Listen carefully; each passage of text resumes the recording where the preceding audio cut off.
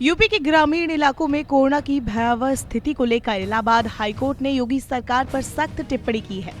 मेरठ के जिला अस्पताल से एक मरीज के लापता होने पर इलाहाबाद हाईकोर्ट ने योगी सरकार को कहा, अगर मेरठ जैसे शहर के मेडिकल कॉलेज में इलाज का ये हाल है तो छोटे शहरों और गांव के संबंध में राज्य की संपूर्ण चिकित्सा व्यवस्था राम भरोसे ही कही जा सकती है।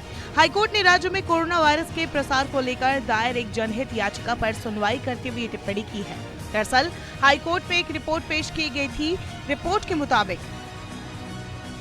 22 अप्रैल को शाम 64 वर्षीय मरीज संतोष कुमार शौचालय गया था, जहां वो बेहोश होकर गिर गया।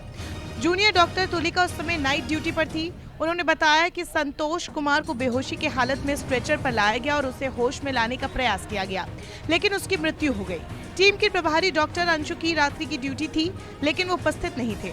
सुबह डॉक्टर तनिष्क उत्कर्ष ने शव को उस स्थान से हटवाया, लेकिन व्यक्ति की शिनाख्त के सभी प्रयास व्यर्थ रहे।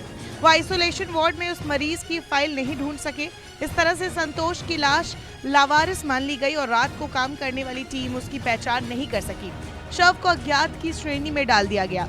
हाईकोर्ट ने सख्त टिप्पणी करते हुए कहा, अगर डॉक्टरों और पैरामेडिकल कर्मचारी इस तरह का रवैया अपनाते हैं और ड्यूटी करने में घोर लापरवाही दिखाते हैं तो ये गंभीर दुराचार का मामला है, क्योंकि ये भोले भाले लोगों की जिंदगी से खिलवाड़ जैसा है।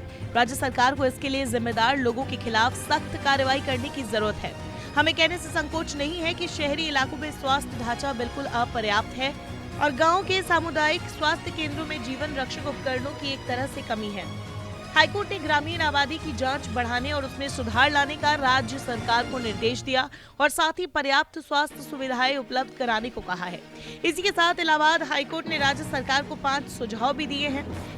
योगी सरकार को सुझाव देते हुए हाईकोर्ट अपनी टिप्पणी में कहता है, विभिन्न धार्मिक संगठनों को दान देकर आयकर छूट का लाभ उठाने वाले बड़े कारोबारी घरानों को टीके के लिए अपना धन दान देने को कहा जा सकता है।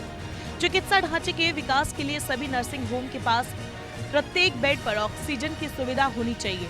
20 से ज्यादा बिस्तर वाले सभी नर्सिंग होम और अस्पताल के पास कम से कम 40% बेड आईसीयू के तौर पर होने चाहिए और 30 से अधिक बेड वाले नर्सिंग होम को ऑक्सीजन उत्पादन संयंत्र लगाने की अनिवार्यता की जानी चाहिए। कोर्ट ने इस मामले में डॉक्टर्स और पैरामेडिकल स्टाफ के काम करने के तरीके पर भी सवाल उठाया है। बता दें, यूपी में भी कोरोना का कहर जारी है। बीते 24 घंटे में तकरीबन 10,000 कोरोना के मरीज मिले हैं और 285 लोगों की मौत हो गई है।